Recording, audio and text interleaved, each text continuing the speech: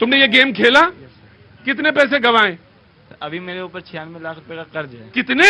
96 लाख। 96 लाख रुपए का कर्ज है। अगर आप भी क्रिकेटर्स, बॉलीवुड स्टार्स या फिर आजकल के इन्फ्लुएंसर्स पर आंख मूंद कर भरोसा करते हैं तो आपकी हालत भी ऐसी ही हो सकती है। आप बर्बाद हो सकते हैं, कंगाल हो सकते हैं। आपके पास सुसाइड के अलावा कोई ऑप्शन नहीं होगा। ये लोग चंद पैसों के लिए आपकी जिंदगी से खेल रहे हैं, आपको सट्टेबाजी की लत लगा रहे हैं। ये पैसे लेकर टीवी और इंटरनेट पर आपको सट्टेबाजी की सलाह देते हैं और आप उनकी सलाह मानकर इन सट्टेबाजी कंपनियों के फैलाए जाल में फंस जाते हैं। ये एक ऐसा दलदल है जिसमें लोग अपने मुनाफे के चक्कर में लाखों करोड़ों रुपए गवा देते हैं और जिंदगी भर पछताते रहते हैं।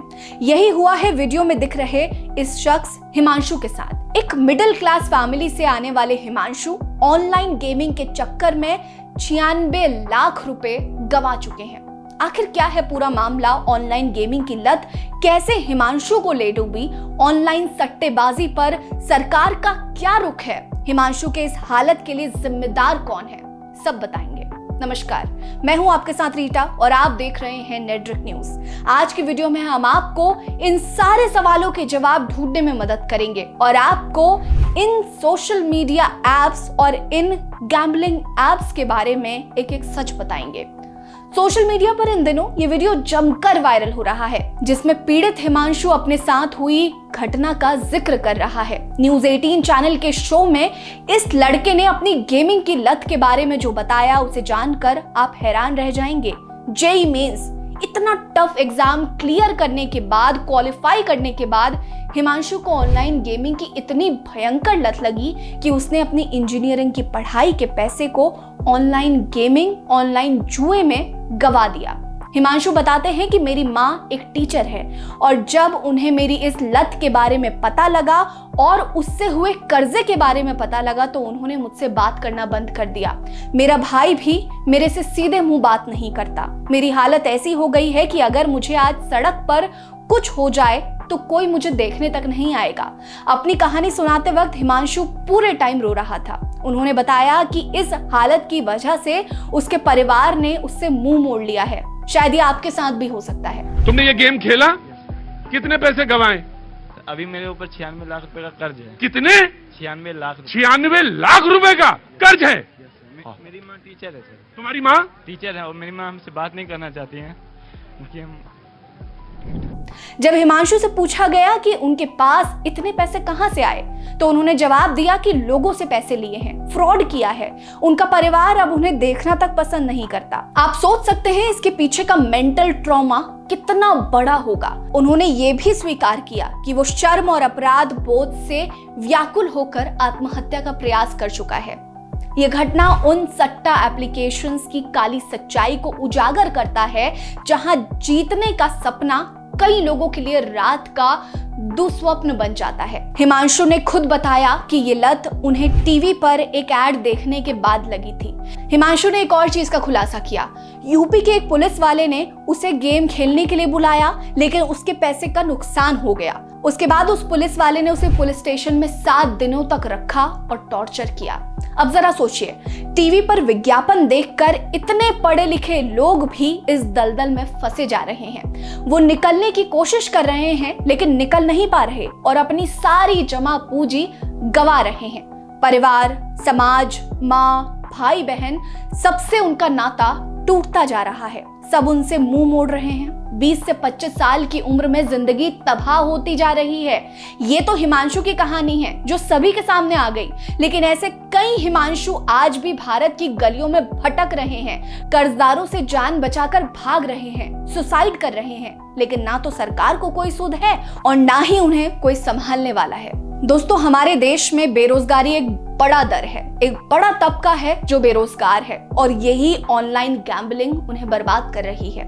हमारी सरकार ना तो ऑनलाइन गैम्बलिंग को रोकने के लिए कोई कदम उठा रही है और ना ही लोगों को जागरूक करने का प्रयास किया जा रहा है। 2013 की शुरुआत में केंद्रीय उपभोक्ता संस्करण प्राधिकरण यानी कि CCPA ने एक सख्त सलाह जारी की जिसमें गेमिंग के रूप में सट्टेबाजी और जुए सहित ऐसी अवैध गतिविधियों के विज्ञापन, प्रचार और उसके के समर्थन पर रोक लगाई गई। एडवाइजरी के अनुसार पब्लिक गैम्बलिंग एक्ट 1867 के तहत सट्टेबाजी और जुआ सख्त रूप से वर्जित है और देश भर के अधिकांश क्षेत्रों में इसे अवैध माना जाता है। इसके बावजूद गेमिंग की आड़ में ऑनलाइन सट्टेबाजी प्लेटफॉर्म और ऐप सीधे तौर पर सट्टेबाजी और जुए का विज्ञापन एडवर्टाइजमेंट करते रहते हैं और सरकार कान में तेल डालकर सोई रहती है। ऑनलाइन गेमिंग में सट्टेबाजी पर सरकार की चुप्पी के पीछे भी कई कारण हो सकते हैं। पहले तो ये समझिए कि भारत में ऑनलाइन गेमिंग का बाजार साल 2022 में 2.6 अरब डॉलर यानी कि 21,000 करोड़ का था, जिसमें करीब 7% की वृद्धि होने की उम्मीद जताई गई थी।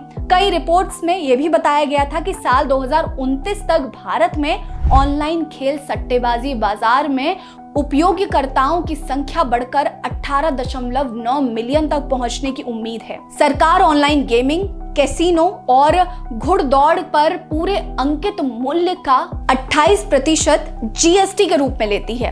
कहने को तो लोगों को सट्टेबाजी से रोकने के लिए यह कदम उठाया गया, लेकिन सच्चाई इसके आसपास भी नजर नहीं आती। अगर सरकार को सच में लोगों की फिक्र होती तो पब्लिक गैम्बलिंग एक्ट 1867 के तहत अब तक कई कंपनियों, क्रिकेटर्स, बॉलीवुड स्टार्स और इन्फ्लुएंसर्स पर कार्रवाई हो चुकी होती। लोगों को जागरूक करने और इस दलदल में ना फंसने की सलाह देते हुए सरकार की ओर से कदम उठाया जा चुका होता। नेता लोगों से अपील कर चुके होते, लेकिन ऐसा कुछ नहीं हुआ, जिससे ये कहा जा सकता है कि सरकार लोगों को ऑनलाइन गेमिंग, सट्टेबाजी से रोकने के लिए कदम उठा रही है। वहीं बॉलीवुड स्टार्स, क्रिकेटर्स, इन्फ्लुएंसर्स जिनके करोड़ों के फैन फॉलोइंग हैं, वे चंद पैसों के लिए अपने ही फॉलोअर्स की पीठ में छुरा भोंक रहे हैं और उन्हें ऑनलाइन सट्टेबाजी के दलदल में धकेलने की कोशिश कर रहे हैं। आज के समय में आप लोगों को ऐसे फर्जी स्टार से सावधान रहने की जरूरत है। ये समझ लीजिए कि वे आपको मुफ्त में कोई सलाह नहीं दे रहे हैं। उनके हर शब्द के पीछे पैसा है। पैसों के पीछे अंधे हुए ये लोग आपके बारे में कभी अच्छा नहीं सोच सकते। ये आपको समझने की जरूरत है। लोग कहते हैं कि शराब पीने के बाद लोग बेसुध हो जाते हैं, लेकिन ये गलत है। नशा शराब का नहीं, किसी भी चीज का हो सकता है। ट्रेडिंग का नशा हो सकता है, ऑनलाइन गेमिंग का नशा हो सकता है, सट्टेबाजी का नशा हो सकता है। संभल कर जिंदगी ना जिए तो हर चीज का नशा हो सकता है। ऐसे में खुद को संभालिए, अपने बच्चों को संभालिए। अगर आपके जान पहचान में कोई ऐसा कर रहा है तो उसे समझाइए। दूर के परिचित भी इस दलदल में फंसे दिखे तो उन्हें निकालने का प्रयास करिए, क्योंकि समय रहते कदम ना उठाए गए तो जीवन में अफसोस के सिवा कुछ नहीं बचेगा। आपको याद होगा एक दौर ऐसा आया था जब ब्लू व्हेल गेम का बहुत बड़ा ट्रेंड था और सुसाइड के केसेस बहुत तेजी से बढ़ रहे थे। लेकिन गैम्बलिंग का, ऑनलाइन गैम्बलिंग का चलन आज से नहीं, पिछले कई सालों से चल रहा है। आप मान के चलिए जब से कोविड आया है तब से बुरी तरह भारत में ये फैल चुका है।